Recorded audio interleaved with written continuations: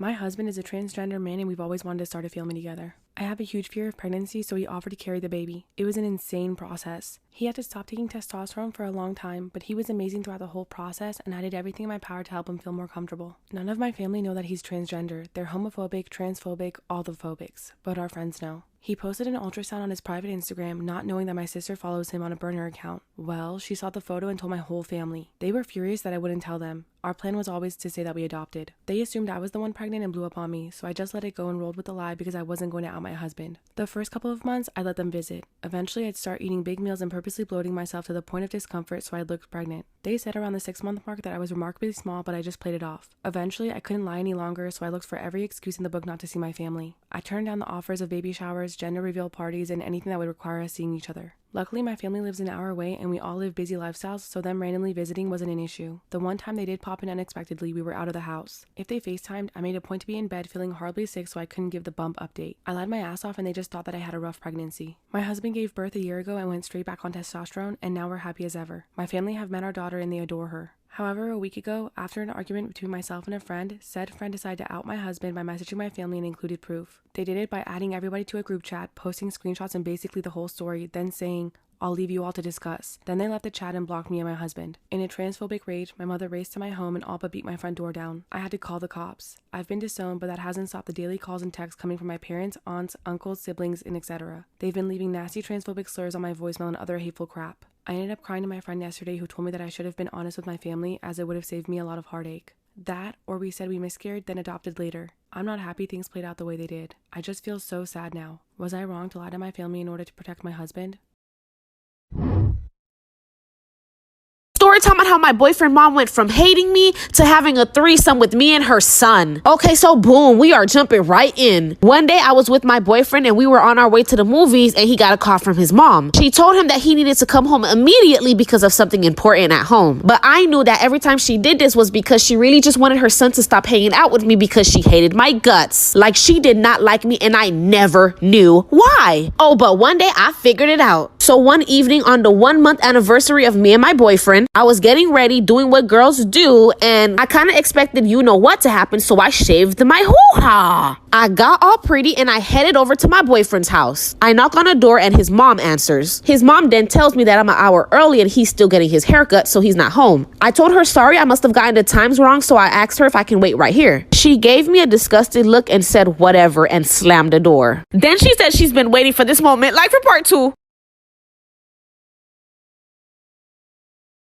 Part 2 on how my boyfriend mom went from hating me to having a threesome with me and her son. Okay, so boom, like I said, she closed the door and told me she's been waiting for this moment. She then says that I'm a fine young lady and she's been waiting to have me alone and that we have 1 hour before her son gets there. At that moment, it hit me. I knew exactly what was going on. And quite frankly, I was happy because his mom is hot. She led me to her room and then we started doing the nasty. By the way, she's 29 and I'm 17. Y'all wouldn't believe what happens next. My boyfriend walked through the door, caught us, but he wasn't shocked. He wasn't even mad. It was more like a jealous thing. Then he joined and we all started doing the nasty. I was literally shocked. I didn't believe what was happening. And this went on for 2 years. But then me and my boyfriend wanted to stop and just focus on each other and not his mom. She didn't like that at all. Like for part 3.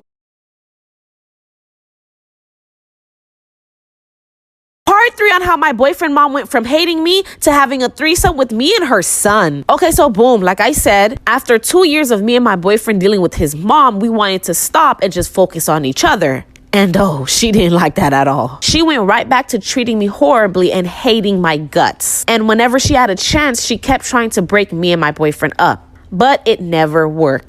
It looks like the only way to make her stop is to dabble back with her, but I'm not interested. Eventually, I'll move out with my boyfriend and we'll be all situated. So if you find out your boyfriend mom hates you, maybe she just wants to be with you.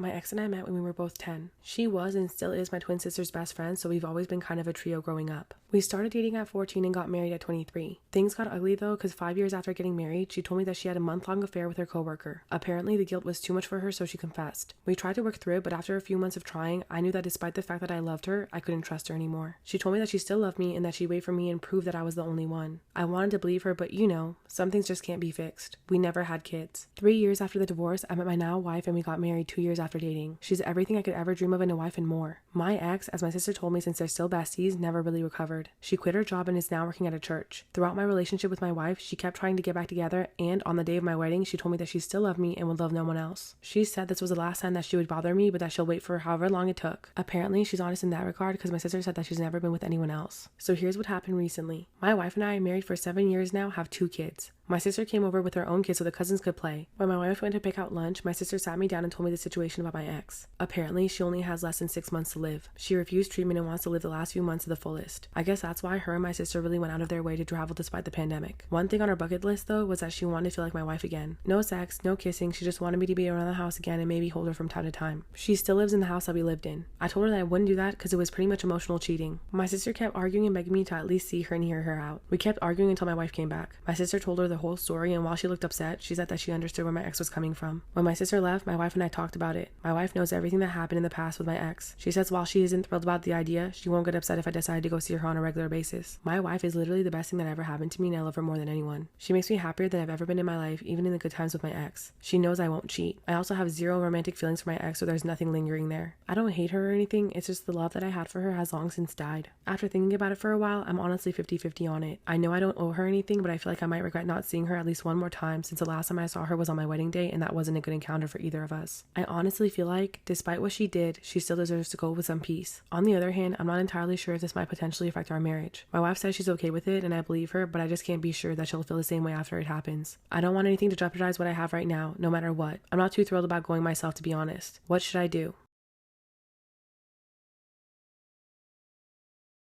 Part 2. My ex wants me to be with her in her last days. I talked to my wife and had a long discussion about the whole situation. I assured her that no matter what, she is and always will be my first priority. I also reassured her that while I wanted to say my goodbye, I would never act like her partner. It would be more like me seeing a childhood friend or something like that. I also said I would never spend the night, nor would I be alone with her. She was more comfortable after our talk and was pretty okay with the idea of me seeing my ex again. Originally, she really felt like she was being forced into being okay with it when my sister asked, but this time, she was really okay. I talked to my sister, and after a long heated discussion, she agreed to the boundaries my wife and I set. A week later, my sister and I came over to our old marital home. It was surreal because while the emotions from years before came back to me, I didn't feel any sadness, hatred, or anything negative. I saw my ex, who was waiting for us in the living room, and she cried when I walked in. You could tell almost immediately that something was wrong with her. I indulged her with a hug and we talked for a few hours while my sister made lunch. I showed her pictures of my kids and told her stories about what they're like. Honestly, I didn't know how I would react after I saw her again, but it just feels like seeing an old friend you haven't seen in a long time. There was no hate or anything like that. I walked around the house and it was pretty much the way it was when I left over a decade ago. I'm not really sure how I feel about our wedding photos still framed in pictures of us all over the house, but it really wasn't my place to say anything. The 3 of us had lunch and played board games all afternoon. It honestly felt like we were back to when we were kids and the 3 of us would hang out together. It was nice. I left around 6. She was sad, but she understood. When I hugged her goodbye, she whispered I love you to me, but then said how she's happy I was able to find the happiness she couldn't give me. That part got to me, and to be honest, I was fighting back tears. I told her that I'd see her again soon, and she asked if I could bring my kids next time. I told her I would and left to pick up dinner for my family. I told my wife everything that happened, and she was quite happy about the outcome. I guess it helped that I brought home her favorite food, but she also agreed to let me bring the kids next time. Overall, it was a great experience seeing her again. I feel like I needed that, and I would have regretted not doing so. She made a mistake and paid the price, but it doesn't mean that she's an evil person.